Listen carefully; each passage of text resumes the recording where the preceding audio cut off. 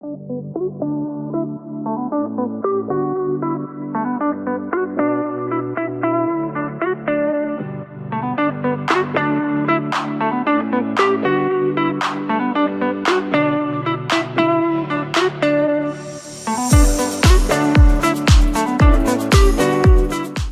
que tu palabra traiga vida a nuestro corazón y a nuestro ser. Gracias, amado Dios. Bendecimos tu nombre, Padre. Amén y amén. ¿Por qué se nos dará el querer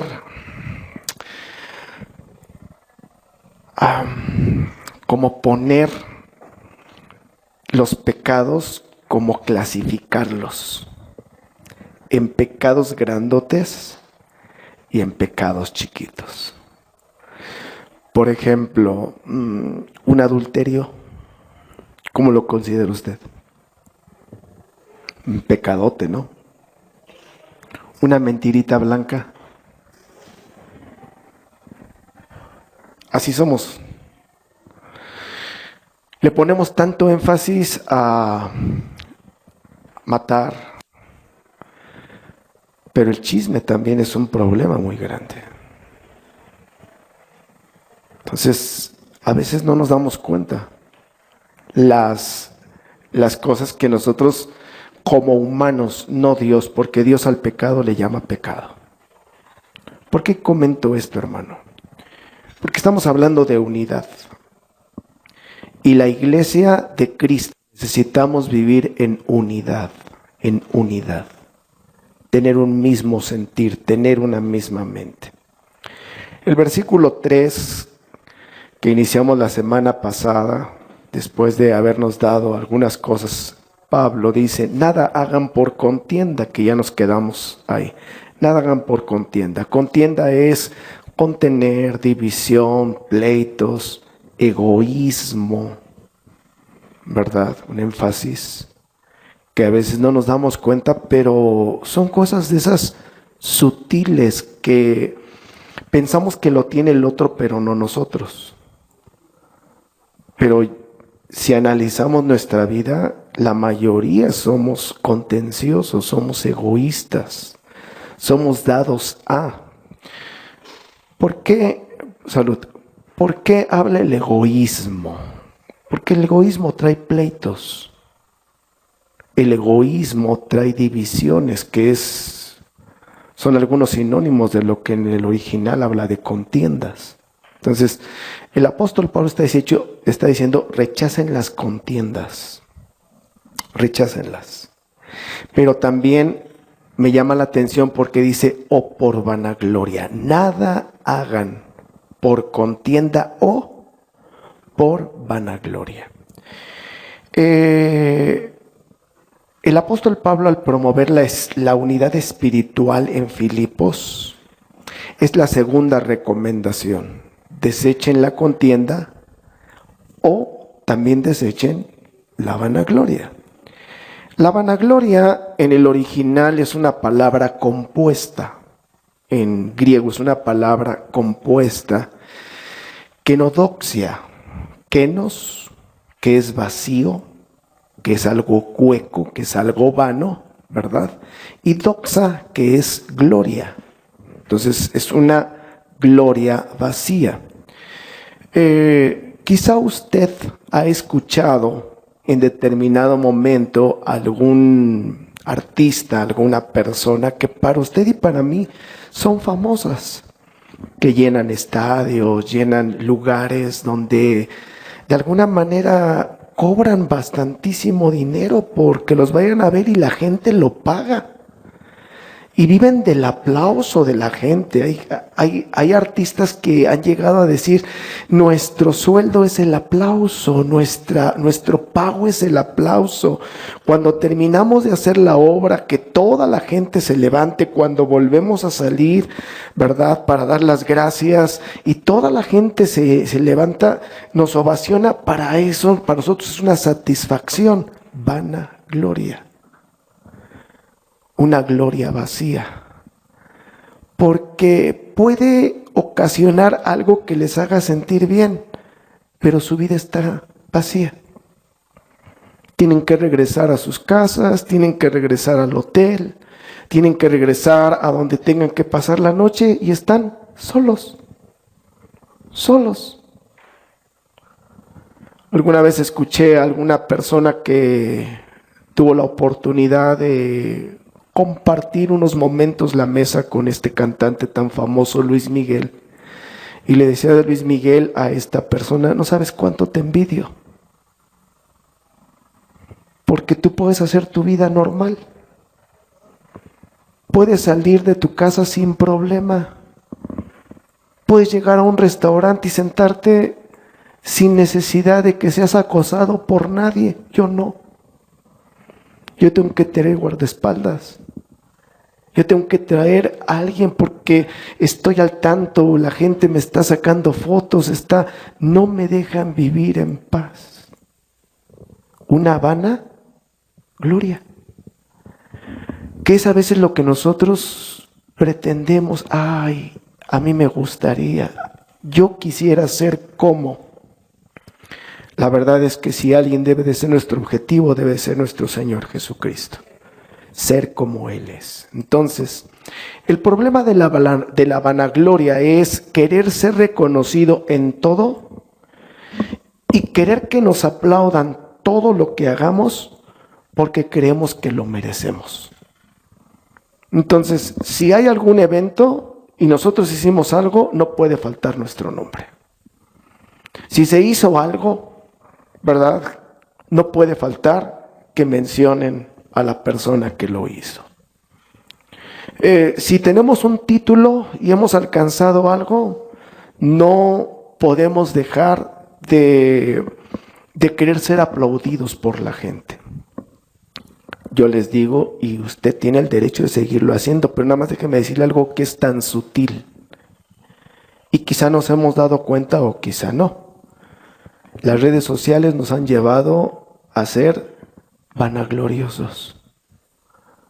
Porque lo que buscamos es que la gente nos comente algo para levantar nuestro egoísmo. Le sacamos la foto a nuestros hijos porque tienen un certificado, terminaron primero, segundo, tercero, X grado, y le sacamos una foto con su birrete, ¿verdad? Y nos gusta que nos elogien. Ay, qué bueno, que felicidades a tu hijo, felicidades a tu hija, felicidades a ti porque eres una mamá dedicada, y no nos damos cuenta. Pero eso es algo sutil que es vanagloria. Que es vanagloria. Y acostumbramos, porque así lo hace toda la gente, a darnos cuenta. Si usted lo hace, no es por usted, pero piénselo, ¿verdad? Pensémoslo. ¿Hasta dónde a veces se disfrazan los pecados? Porque así es Satanás, disfraza los pecados para darnos un entendimiento equivocado, pero la verdad, si somos reales para entender, lo único que la gente hoy en día está buscando es una aprobación. Es, como nosotros decimos hoy, es un like. Haciendo entonces un resumen de estas dos palabras, las contiendas, que es egoísmo, es tan parecida a la vanagloria. Por eso dicen, nada hagáis por contienda o por vanagloria, porque son muy parecidas. Son parecidas, pero hasta cierto punto, ¿verdad? Tienen algunas cosas de diferencia. Entonces el apóstol Pablo dice, tienen que rechazar el egoísmo porque el egoísmo provoca divisiones o pleitos. Pero también rechacen la vanagloria, porque si ustedes quieren recibir la gloria del hombre, déjenme decirles algo, esa gloria es pasajera. Y esa gloria es vacía. Y eso también ustedes deben de rechazarlo. Hoy quiero concentrarme en algunos ejemplos muy conocidísimos por todos nosotros, pero nada más para darnos cuenta que no son todos los que usted podamos encontrar en la Biblia.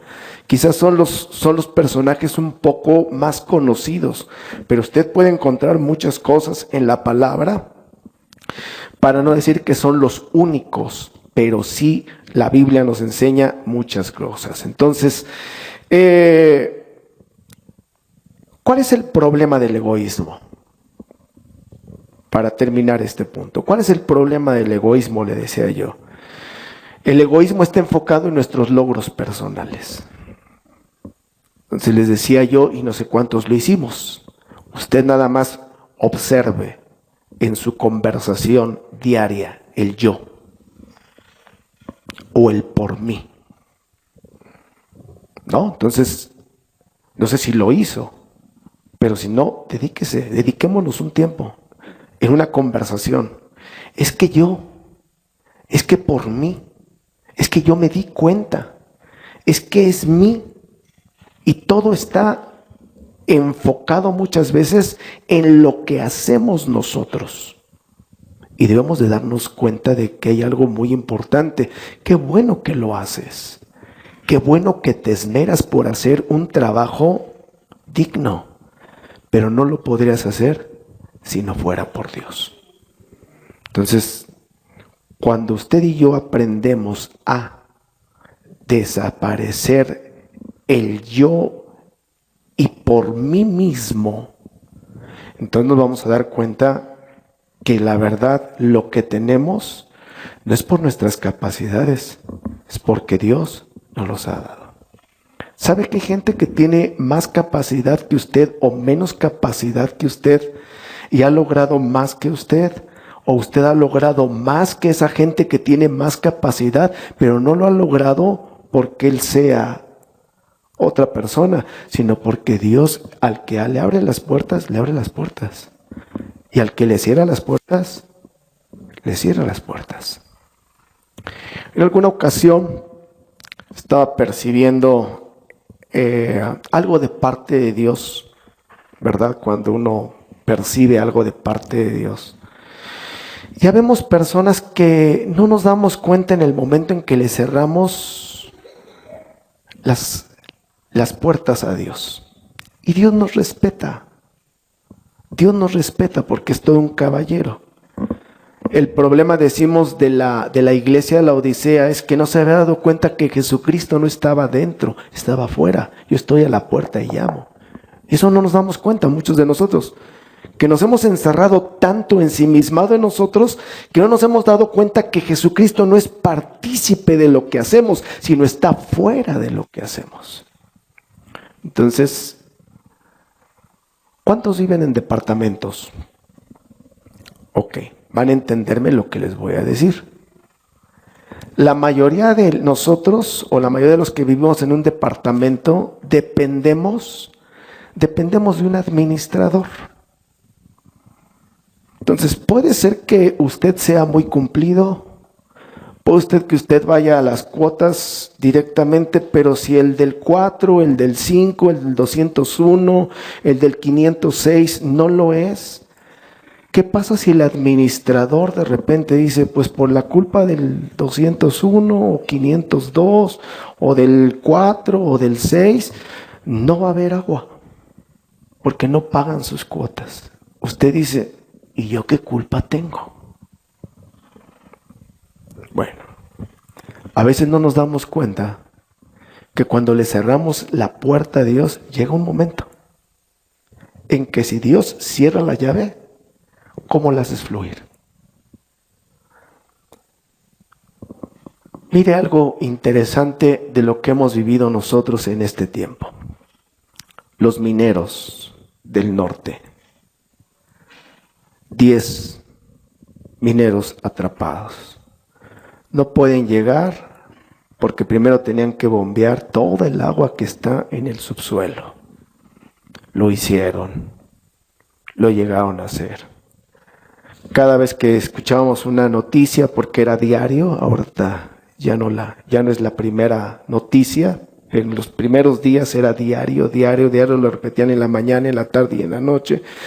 Y la mayoría de los reporteros que estaban allá decían, estamos a unas horas, ya, parece que hoy nos van a decir, y parece que hoy nos van a decir, y parece que hoy nos van a decir porque ya el agua ya está, ya mandaron y ya se dieron cuenta que el agua está ya a pocos metros, ya han bombeado y nos daban cuántas bombas están funcionando y todo lo que está ahí.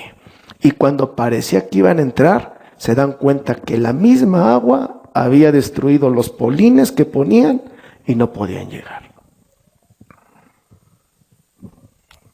Qué cosas, ¿no? Y cuando ahora sí ya habían mandado drones, ya habían mandado tantas cosas y estaban ahora sí para hacer, ¿qué cree? Que Dios manda lluvia y que se les vuelve a inundar. Porque cuando Dios cierra las puertas, le pregunto, ¿quién las abre?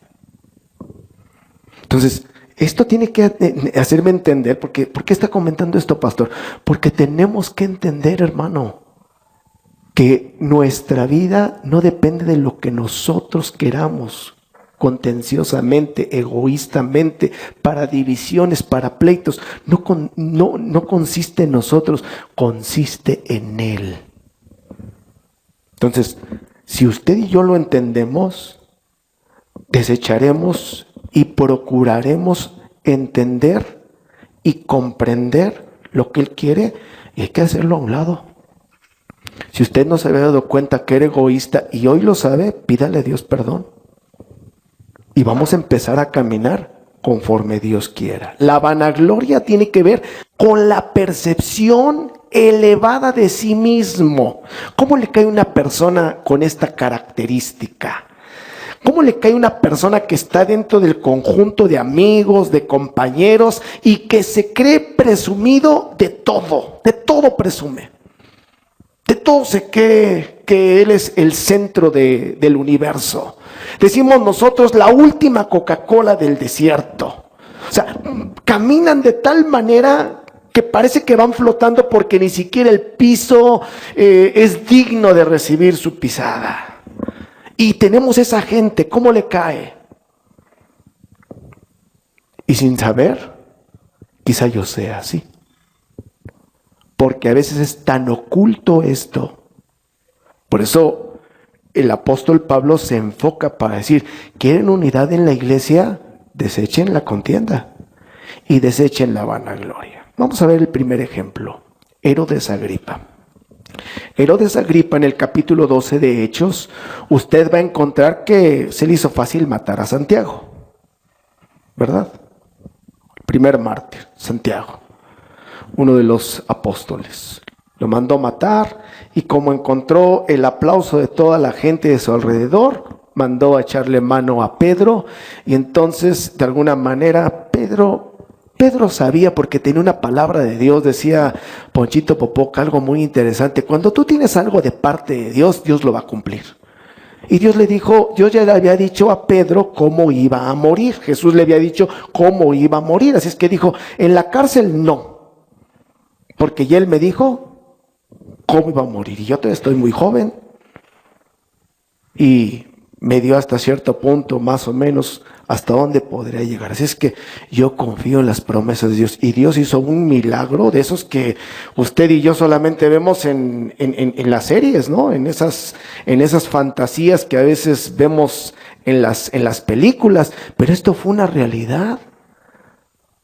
Esto fue una realidad.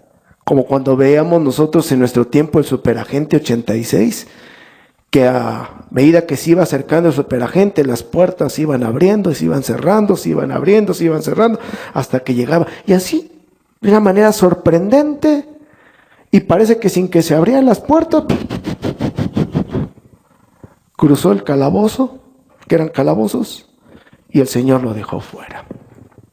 Pero no me quiero referir a eso, sino me quiero referir que el capítulo 12 nos habla de Herodes Agripa, que había dos ciudades, y usted lo puede leer con calma. Había dos ciudades, ¿verdad? Tiro y Sidón, que tenían un conflicto muy tremendo con Herodes Agripa. Entonces, híjole, tener problemas con el mero, como que, ¿en qué nos estamos metiendo, no? ¿A qué le tiramos? Entonces quisieron reconciliarse con Herodes y le hicieron una fiesta, a la cual Herodes asistió de una manera con sus vestidos de gala, porque no era cualquier fiesta. Y en medio de eso encontramos esta frase que está aquí: la gente aclamando y diciendo, y el pueblo aclamaba diciendo, ¿qué dice? Voz de un Dios y no de hombre. ¡Wow!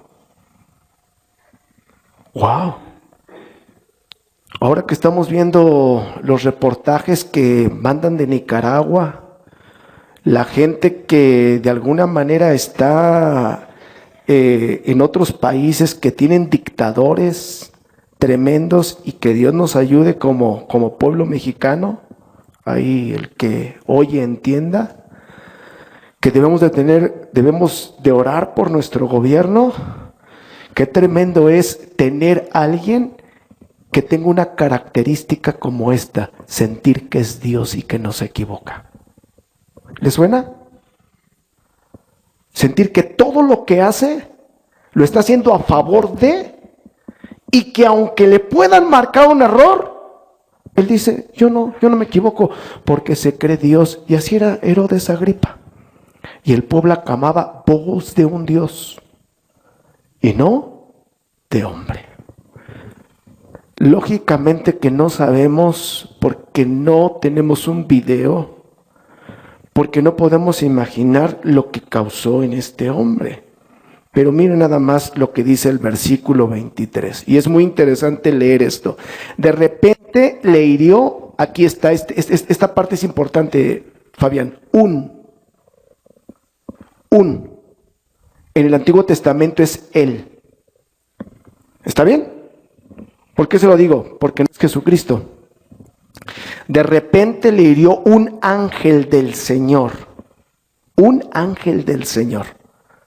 O sea, ni siquiera el mismo Dios vino. Mandó uno de sus servidores. De repente le hirió un ángel del Señor, por cuanto no dio la gloria, recibió él la gloria. Y ahorita quiero que me preste atención, porque viene un ejemplo todavía tremendo, que yo tuve que leerlo varias veces, le tuve que preguntar al Señor cómo está, y ahorita usted lo va a ver. ¿Y qué pasó? Y murió comido de gusanos. Esto lo dice la versión 15. Déjeme leerle esta frase, ¿verdad? Por cuanto no dio gloria a Dios, me agradó observarla también en la Nueva Traducción Viviente, que dice, porque él aceptó la adoración de la gente en lugar de darle la gloria a Dios. Ahora, este punto es importante porque está haciendo una aclaración, una vanidad, una vanagloria, un reconocimiento de decir, están ustedes aquí por mí. La situación económica está aquí porque yo soy el mero mero. Aquí somos la iglesia número 1 porque miren nada más quién nos está pastoreando. Nada más vean qué calidad de músicos tenemos. Nada más vean qué calidad de maestros les presentamos. Por eso la gente se muere por estar en esta congregación. Cuidado. Porque si no somos capaces de darle la gloria a Dios, hay una gloria vacía que debemos de aprender. Hermano, ¿te preparas? Dios quiere que te prepares.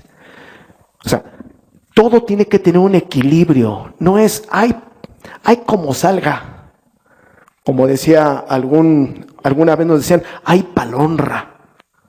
No, hay palonra. 2 tonos y nada más. No, es que el Señor no ve si tengo aptitud o si tengo técnica para tocar. El Señor ve el corazón. Sí, efectivamente, pero tienes la oportunidad de prepararte, hazlo bien. ¿Sabes por qué? Porque es para Dios. Entonces, el equilibrio. Pero que eso no haga en mí y en ti el decir, es que necesitan de mí, porque si yo no estoy. Yo le decía la semana pasada a mi esposa que la mayoría de las veces que tenemos junta pastoral, decían los hermanos, los pastores, el pastor es el que debe de orar, no los ministros, no los siervos, no los líderes. Es el pastor el que tiene que llevar a cabo la oración, porque es el que tiene que ser un ejemplo. Yo decía, sí está bien, sí está bien. Pero a veces lo dicen porque a la hora de la oración, el pastor está en todo, menos en la oración. Está arreglando asuntos en la oficina, está haciendo otras cosas allá, entonces a lo mejor por eso lo dicen. Pero yo digo, aquí yo le doy gracias a Dios porque dentro de la oración a mí me gusta ver cómo fluye el Señor por la vida de las personas que nos llevan en estos tiempos de alabanza, de oración. Yo necesito estar aquí porque el que necesita estar es Él y el que está aquí es Él. Entonces tenemos que aprender a tener, no por eso haga usted lo que quiera, no, hay un orden, hay una manera, hay una forma, pero siendo ejemplos de lo que de alguna manera Dios entiende. Entonces, no es porque yo esté aquí porque funciona. Yo no puedo estar aquí y le digo una cosa, Betel podría funcionar. Porque la mayoría de los que servimos aquí creo que estamos aprendiendo cada día a depender más de Dios que de la persona que está al frente. Espero haberme dado a entender. Segundo ejemplo tan conocidísimo, José. Apenas Jonis nos tocó algunos puntos al respecto. Y José tuvo que tener un proceso muy tremendo, como la mayoría de nosotros hemos tenido la necesidad de ser procesados por Dios. ¿Quién no necesita ser procesado por Dios? Estaba escuchando un mensaje el día de ayer del hermano Itiel Arroyo, en donde decía, la mayoría de nosotros sabemos que David es un hombre conforme al corazón de Dios. Pero déjeme decirle algo, decía, David no nació siendo un hombre conforme al corazón de Dios. Dios lo tuvo que le tuvo que enseñar de la manera que ni a usted ni a mí nos gustaría ser purificados, procesados, para que podamos ser hombres conforme al corazón de Dios. Lo puso con un hombre tirano. Y ahí tuvo que aprender a tener un corazón conforme a lo que Dios demandaba. Nosotros le pedimos a Dios que nos haga un hombre conforme a su corazón, pero dice Dios, ¿estás dispuesto a? Y ahí como que no nos gusta. Entonces, todos tenemos que ser procesados de una o de otra manera, de una o de otra forma. Y José tuvo que ser procesado. Ya usted sabe toda la historia, ¿verdad? Lo venden sus hermanos, lo llevan, la esposa de Potifar lo difama, lo meten a la cárcel, llega el copet y el jefe del copero, llega el jefe de los panaderos, les interpreta el sueño y de alguna manera piensa José que es él el que tiene esa capacidad porque Dios le ha dado esa capacidad. Casi ustedes díganme qué soñaron y yo les voy a dar la interpretación. Efectivamente les da la interpretación, tal como les dice, suceden las cosas. Le deja dicho al jefe de los coperos porque iba a regresar con el faraón, ahí te encargo. Se le olvidó, 2 años, ya no lo explicó Jonis, 2 años. Quiero llevarle entonces a estos versículos. Entonces el faraón mandó llamar a José y lo hicieron salir apresuradamente de la mazmorra. Se afeitó, se cambió de ropa y vino al faraón, porque pues parece ser que los judíos, si algo se distinguen es porque tienen mucha barba, aquí tienen poco pelo como yo, pero de barba y son pelo en pecho, o sea, tienen mucho vello. Por eso a veces es muy de llamar la atención entre Esaú y Jacob, ¿verdad? Uno muy velludo y el otro completamente lampiño. Pero casi es lo que los distingue. Entonces, si algo odiaban los egipcios era precisamente el cabello. Por eso se da cuenta que los faraones están como un servidor, todos pelones, y las mujeres también no podían tener el cabello largo. Las mujeres tenían el cabello así, corto, no a rapa, pero sí corto, y ya se ponían ahí algunos atuendos, ¿verdad? Porque ellos creían una persona impura, no deseada a la gente que tenía el cabello largo. Así es que por eso dice que lo mandaron a afeitar, le cambiaron la ropa porque se iba a presentar al faraón. Versículo 15. Entonces el faraón dijo a José, he tenido un sueño y no hay quien me lo interprete, pero he oído hablar de ti, que escuchas sueños y lo interpretas. Es como si el jefe le dice, oye, fíjate que ya tengo tanto tiempo en donde quiero, porque mi máquina, mi laptop no sirve, y y le he llevado ingenieros, le he llevado aquí, la mandé acá, allá, y no me han dado una solución. Pero alguien me dijo que tú eres capaz de sacar adelante, porque de alguna manera un día su computadora estaba como la mía y tú lo hiciste. ¿Cómo se pone usted? Yo quisiera que hubiera humildad. Yo quisiera que hubiéramos sido tan procesados ya por Dios que cuando el jefe o la persona nos dijera, pero a veces tenemos frases así como que, molestia aparte. Y muchas cosas, piénselo, ¿verdad? Oye, es que fíjate que por más que le he intentado aquí y allá y allá, nadie me da una solución, pero dicen que tú sabes cómo hacerlo. Que tú, y esto es más o menos lo que el faraón le está diciendo a José. He mandado traer a todos los astrólogos, los magos, la gente que me rodea, y les he contado el sueño y nadie me ha contado, pero he oído de ti. ¿Quién le había dicho? El copero.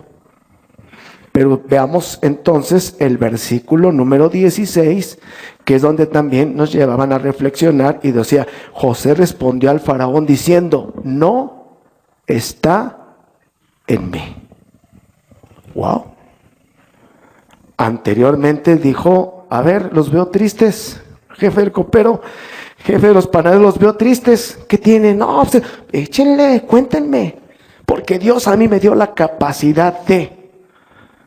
Pero como tuvo que procesarlo el Señor, tuvo que decirle, a ver, Josecito, ven para acá. ¿Tú tienes esa habilidad? ¿Eres por ti? ¿Estás aquí por...? No, José, es por mí. Wow. Entonces, cuando entendemos, estamos hablando de la vanagloria, porque cualquier cosa nos permite, nos infla como la espuma de la Coca-Cola, nos infla. Y no pueden decirnos, mi amor, porque ya queremos nuestra casa aparte, dicen por ahí. Entonces debemos de tener cuidado, no está en mí. Dios responderá al bienestar del faraón. No soy yo el que va a responder, es Dios por medio de mí. Hermano, ¿a quién va a ocupar Dios si no es a mí? Si no es a usted, pero no es para darnos la vanidad, no es para darnos la vanagloria. Yo les decía, aún en las mismas iglesias, los mismos pastores hemos caído en una situación que no nos hemos dado cuenta, que queremos que nos graben, que queremos que nos saquen fotografías, que las podemos poner en Instagram, que las podemos poner en Facebook, que las podemos poner en Twitter, para que de alguna manera vean el momento en que hacemos un llamado, la cantidad de personas que les estamos predicando, la cantidad de gente cuando hacemos el llamado. ¿Por qué? Para... ¡Qué ministerio! ¡Qué unción! Sin saber que yo no estaría aquí si no fuera por Él. Porque hay gente más capacitada que yo. Pero por algo Dios me dio mi oportunidad y no quiero desaprovecharla. Por algo a usted le dio la oportunidad y le digo, no la desaprovechemos.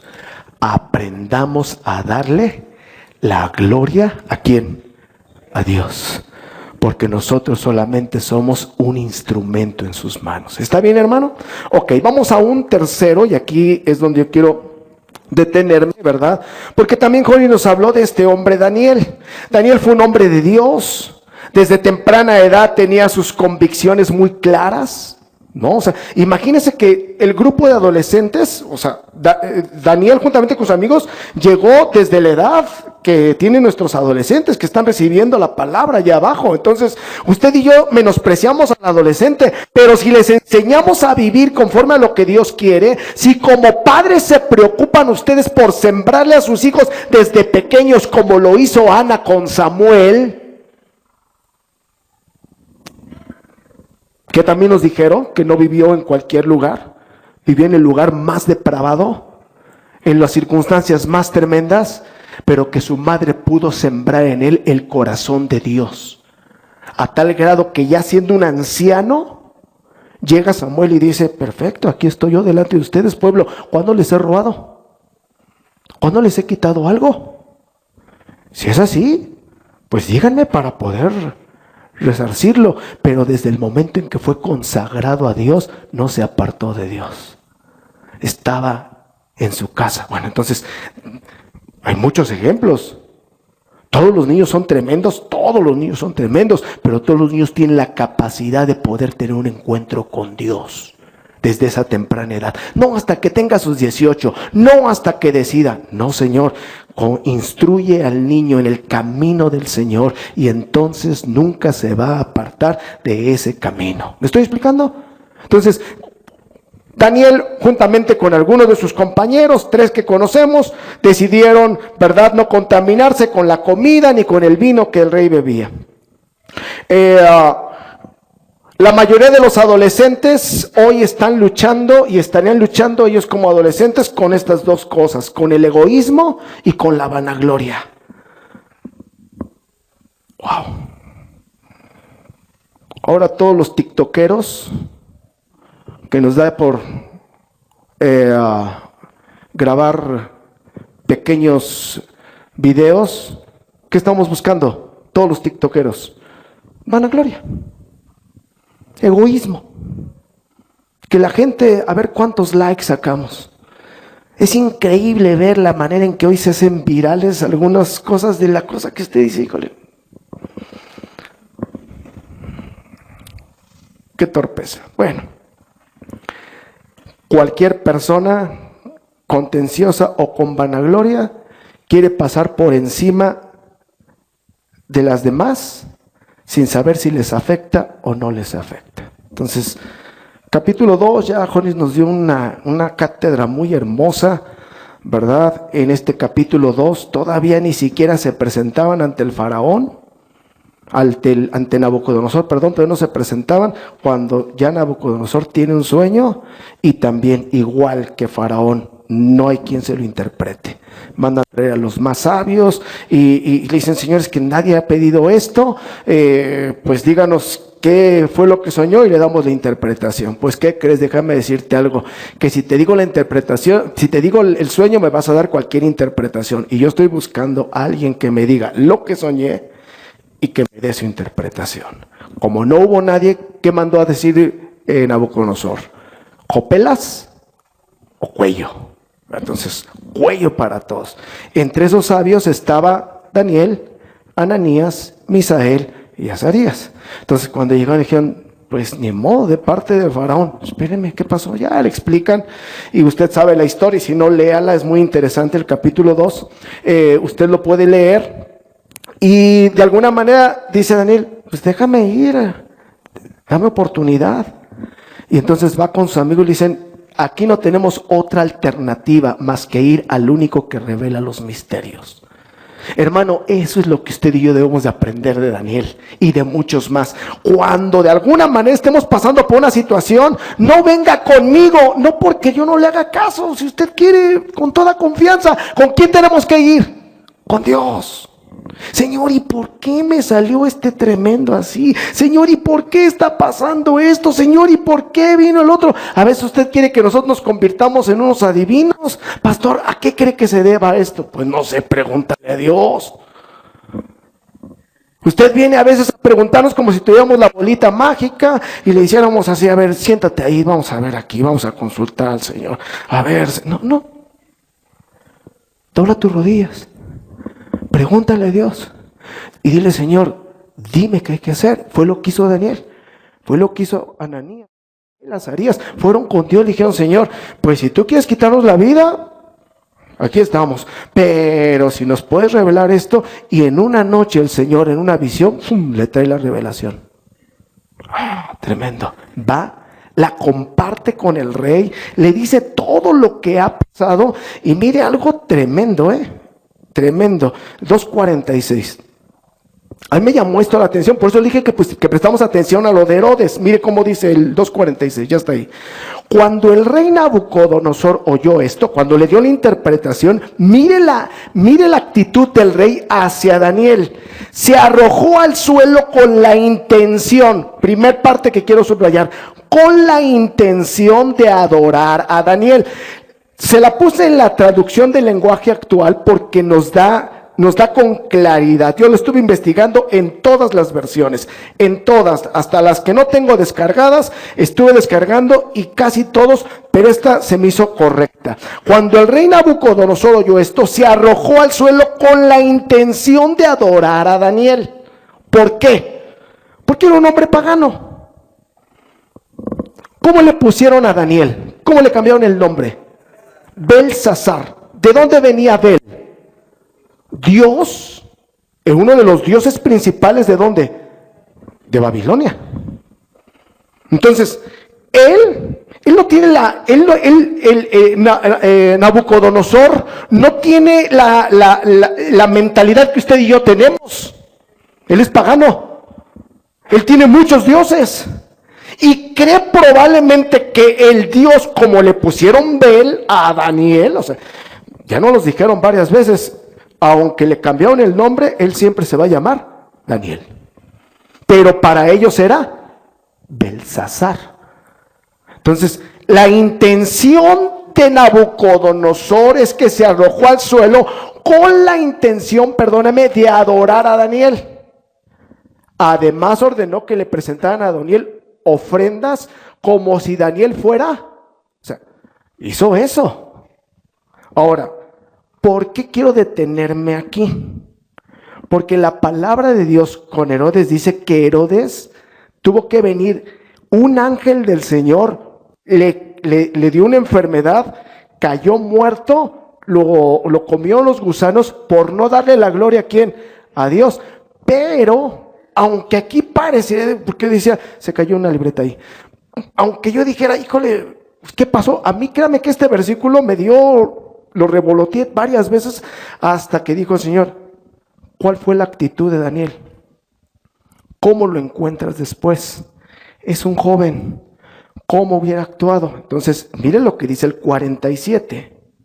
El 47 dice, luego le dijo a Daniel, no hay duda. ¿Ya lo vio? No hay duda, tu Dios es el Dios de todos los dioses. Wow. No hay una aclaración entre un versículo y otro. No hay, y es que Daniel le dijo, no, espérame, a mí no me adores, adora a Dios. No hay una indicación. Pero por el contexto, por la manera en que vemos actuar a Daniel más adelante, podemos darnos cuenta que Nabucodonosor revierte las cosas y le dice, luego le dijo a Daniel, no hay duda, tu Dios es el Dios ¿de quién? De todos los dioses. Y es el rey de todos los reyes. Él lo sabe todo. Y por eso tú pudiste explicarme este sueño tan misterioso. No es por ti, Daniel. No es porque hayas sido tú. Es porque Dios se movió a través de ti. Y por eso hoy puedo tener un entendimiento claro. Eso es lo que nosotros debemos de buscar. No la vanagloria. No la vanidad. Ay, hermano, esto funciona por usted. Porque ¿qué va a pasar el día que usted ya no esté? ¿Cuánta gente hemos desfilado por aquí? Y la gloria de Dios se sigue manifestando. ¿Sabe por qué? Por una situación, porque no soy yo, es Él. Pero el día que usted y yo lo entendamos, hermanos, vamos a tener cosas grandes. Ya se me terminó el tiempo, Padre. Bueno, vamos a llegar entonces a una conclusión. Vayan subiendo los músicos. Yo pensé que iba a dar más tiempo. Vayan subiendo los músicos. Mire, vamos a llegar a una conclusión preciosa. Con estos ejemplos, solamente podemos ver y darnos cuenta del por qué Pablo exhorta a los filipenses a desechar las contiendas y a desechar la vanagloria. Solamente nos damos cuenta el por qué.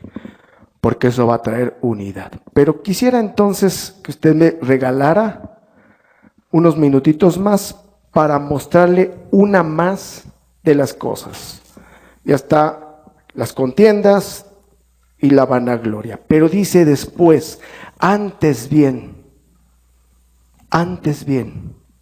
con humildad.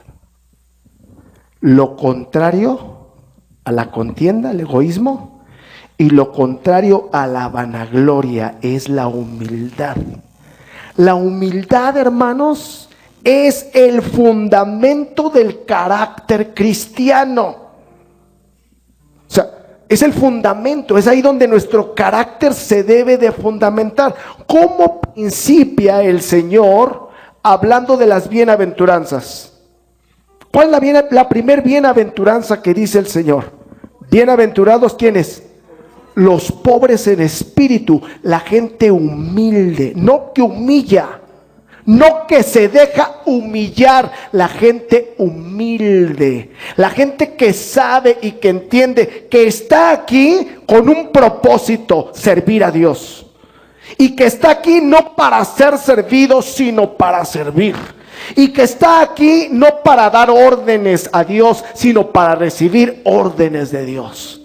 Y si Dios le dice póstrate, se postra. Y si Dios le dice danza, danzo. Y si Dios le dice ve, voy. Y si Dios dice te quedas, me quedo.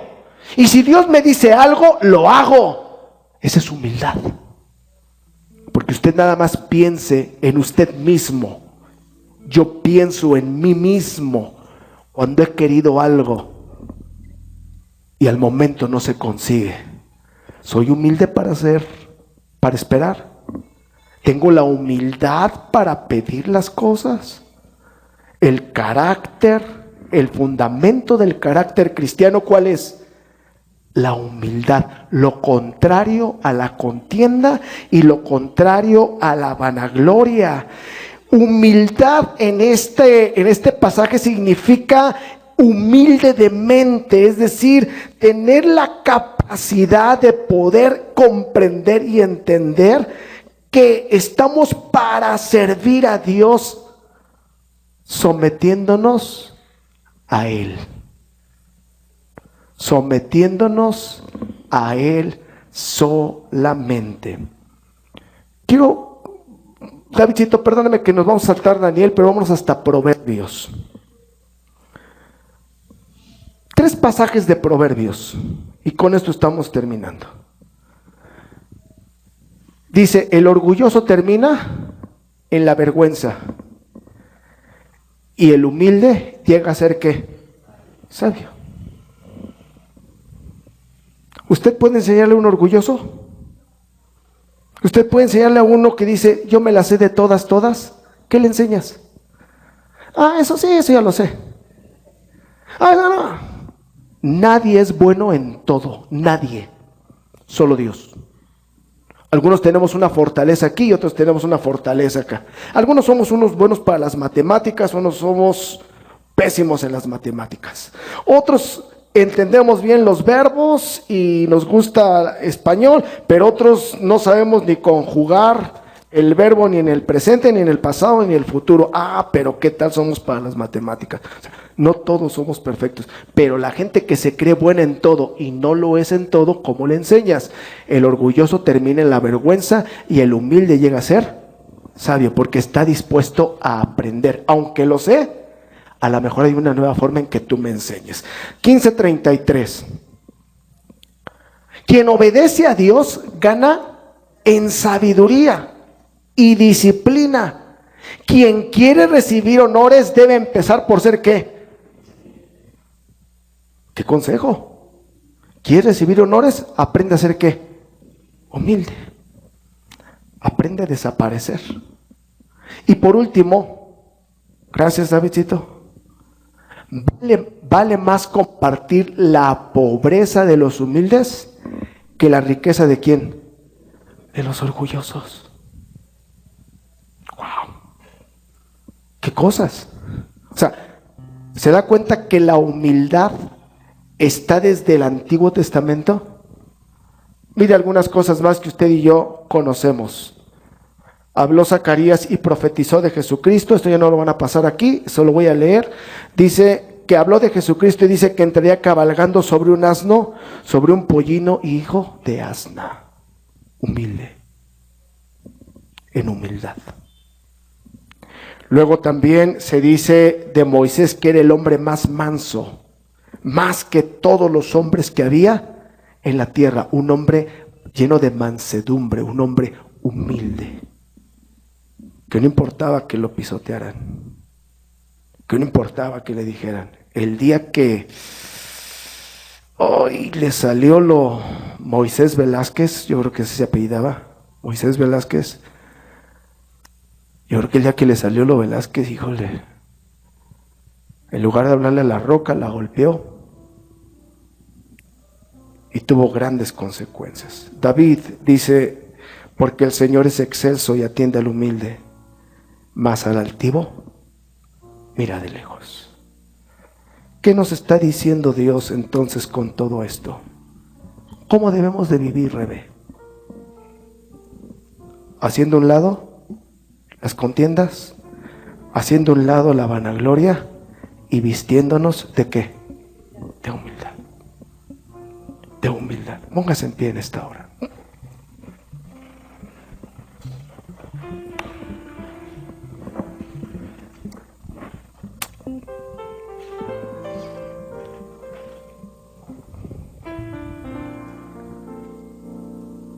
Recuerda que humildad no es que te pisoteen. Recuerda que humildad es que no te pongan una cachetiza. Derecha, izquierda, derecha, izquierda, derecha, izquierda, derecha, izquierda. Humildad es que sepas reconocer que mi vida sin Dios. Humildad es que tengas la capacidad de poder decirle a Dios, aquí estoy. Lo contrario a la vanagloria, lo contrario al egoísmo, lo contrario.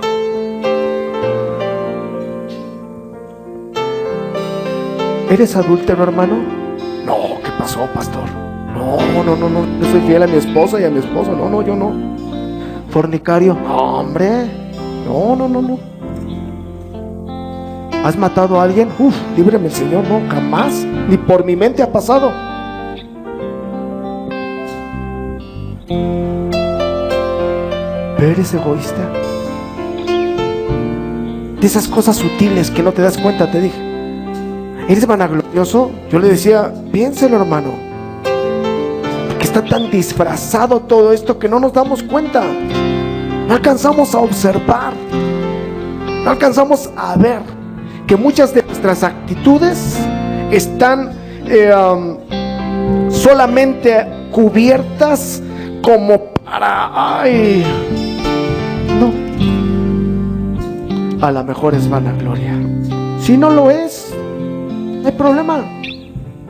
Pero si reconoces que lo estás haciendo ten cuidado. Pero ¿por qué no mejor con humildad? ¿Por qué no mejor diciéndole a Dios, aquí estoy, aquí me encuentro? Le invito a que cierre sus ojos, ahí donde está. Allá, hermano, en casa. Cierre sus ojos. Medite. Medite si esta palabra es para usted. Medite si esta palabra que Dios ha dado es para mí.